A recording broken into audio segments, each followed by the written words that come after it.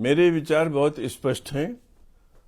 Supreme court को कहा जाता है the conscious keeper of the nation. Supreme court का एक कार्यक्षेत्र है। उसी तरह एनसीईआरटी एक ऐसी संस्था है जो भारत के भविष्य का निर्माण करती है। दोनों का अपना अपना सम्मान है। दोनों को अच्छी तरह से पता है कि कॉन्फ्लिक्ट रिजोल्यूशन कैसे होता है।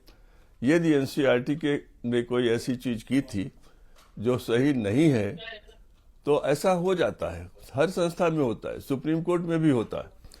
उसे सुधार लिया जाता है और एक दूसरे का सम्मान करते हुए सारी स्थिति सुधारी जा सकती थी।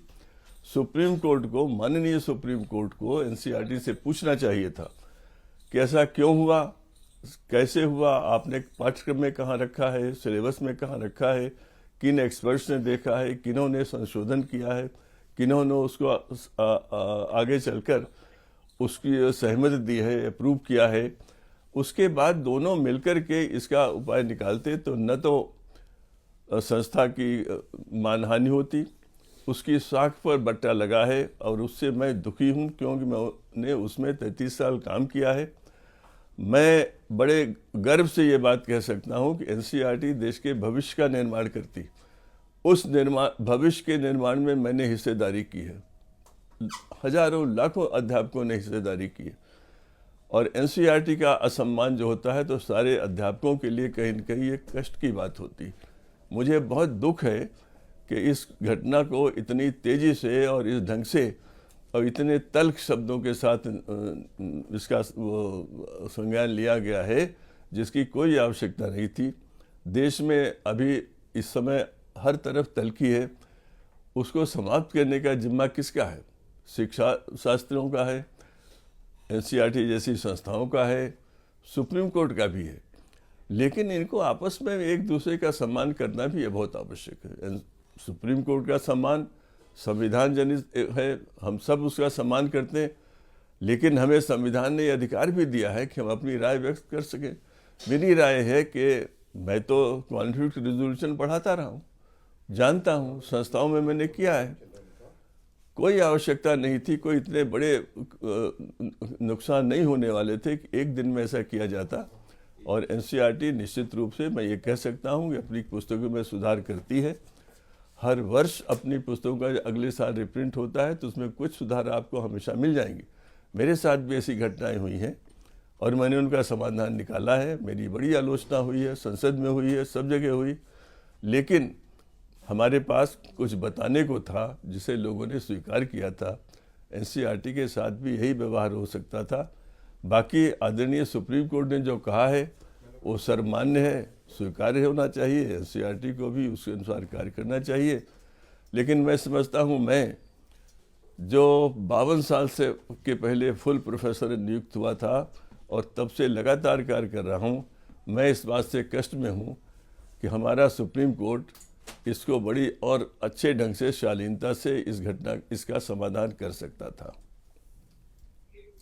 जी जी जी सर, वहीं पे न्यायपालिका में भ्रष्टाचार को एनसीईआरटी की किताबों में शामिल करना कितना सही है और कितना गलत, इस पर आप क्या कहेंगे? देश के बच्चों को जो 15 साल 13-14 साल के हैं उनको ये बात की जानकारी है कि देश में भ्रष्टाचार कितनी तेजी से फैला हुआ है और सामान्य नागरिक को, जो गांधी जी का अंतिम पंक्ति में खड़ा हुआ व्यक्ति था, इससे सबसे अधिक कष्ट हो और अपमान झेलना पड़ता है। इसलिए मैं चाहूँगा कि बच्चों को भ्रष्टाचार की जो जड़ें हैं, जो शाखाएं हैं, उनके बारे में ज्ञान देने में कोई हर्ज नहीं है, देना चाहिए। कैसी भाषा इस्तेमाल की जाए, केवल जुडिशरी की बात की गई है या चैप्टर में अन्य भ्रष्टाचार की भी बात कही है, ये सब देखने के बाद ही बात कही जा सकती है। लेकिन ये बच्चे जो आज 14 साल के हैं, 24 साल में आईएएस ऑफिसर बनेंगे और अगले 5 साल के बाद बड़े बड़े निर्णय ले रहे होंगे। उनकी निर्णय की क्षमता, उनकी क्रिटिकल थिंकिंग को बढ़ाना एनईपी 2020 की एक मुख्य अवधारणा है।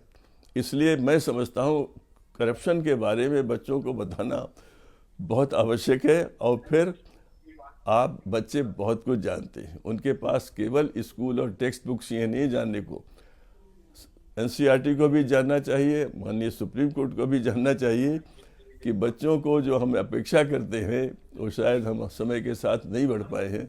बच्चे भ्रष्टाचार के हर क्षेत्र को जानते हैं। एनसीईआरटी ने अगर एक लिया है, हो सकता है अगली किताब में, अगली कक्षा में वो दूसरी जगह के भ्रष्टाचार में भी पाठ रखते। किताबें तो धीरे धीरे बनती हैं, तो इसमें कोई गलत नहीं है। मैं बिल्कुल बच्चों को जानना चाहिए कि जो व्यवहारिक जीवन है उसमें उन्हें किन किन चीज़ों का सामना करना पड़ेगा, कहाँ सुधार करना पड़ेगा। हाँ सर, एक आखिरी सवाल है। हाँ। पाठ्य पुस्तक में क्या शामिल होगा, ये कौन तय करता है? पाठ्य पुस्तक में क्या शामिल होगा, इसकी प्रारंभिक रूपरेखा एनसीईआरटी अपने राज्यों की संस्थाओं के साथ मिलकर, राज्य सरकार की संस्थाओं से मिलकर, विशेषज्ञों से मिलकर लगातार तैयार करती है। शिक्षा नीति बनी तो उसके बाद पाठ्यक्रम बनाया जाता है। उस बनाने में ये तय होता है किस कक्षा में, किस स्टेज पे क्या पढ़ाया जा सकता है, उसे करिकुलम कहते हैं। करिकुलम बनने के बाद हर एक विषय का सिलेबस बनता है, और उस सिलेबस बनने में विषय विशेषज्ञ बैठते हैं और लोग भी बैठते हैं, और उनकी संख्या बड़ी होती है। 6 हो सकते हैं, 7 हो सकते हैं, 10 हो सकते हैं। वे पाठ तय करते हैं क्या पाठ रखना चाहिए, क्या नहीं रखना, क्या कक्षा 8 में रखना है, क्या कक्षा 9 में रखना। और उसके बाद जब ये तय हो जाता है तब एनसीईआरटी की अपनी समितियां हैं, उनके अपने विशेषज्ञ हैं, वे तय करते हैं कि हाँ अब इसका लेखन शुरू होगा। कई बार कई लोग मिलकर के पुस्तक लिखते हैं, उसका लगातार संशोधन होता है, लगातार एक व्यक्ति लिखता है, 2-3 आगे पढ़ते हैं। इस तरह से जाकर के पाठ्य पुस्तक फाइनलाइज होती। इसीलिए देश में आपको ऐसा कोई नहीं मिलेगा जो किसी प्रतियोगिता परीक्षा में बैठा हो और एनसीईआरटी किताब न पढ़ी हो। कितना सम्मान है एनसीईआरटी किताबों के लिए, कितना सम्मान है इस संस्था के लिए। दुर्भाग्य है कि इस संस्था को एक ऐसी स्थिति में पहुंचाया गया बाहरी तत्वों के द्वारा जो नहीं होना चाहिए था, क्योंकि ये आप देश की संस्था है, देश की धरोहर है, और बड़ी कठिनाई से देश ने इसको इतना सम्मान दिया है। उस सम्मान को बनाए रखना हम सबका कर्तव्य है, संस्थाओं का भी है, और माननीय सुप्रीम कोर्ट का कर्तव्य तो सभी का सम्मान बनाए रखना है। इसलिए मैं आज भी मानता हूं कि सिलेबस बनाने की जो प्रक्रिया एनसीईआरटी की है वो सर्वमान्य है, और वहाँ व्यक्तियों के बदलने से वो प्रक्रिया नहीं बदलती है। इसके विशेषज्ञों का सम्मान दुनिया भर में होता है। मुझे यूनेस्को में कितनी ही पॉलिसी मेकिंग में हिस्सा लेने का मौका मिला, और मैं हमेशा यही मानता था कि इसका मुख्य कारण मेरा एनसीईआरटी में होना है। और बोलिए।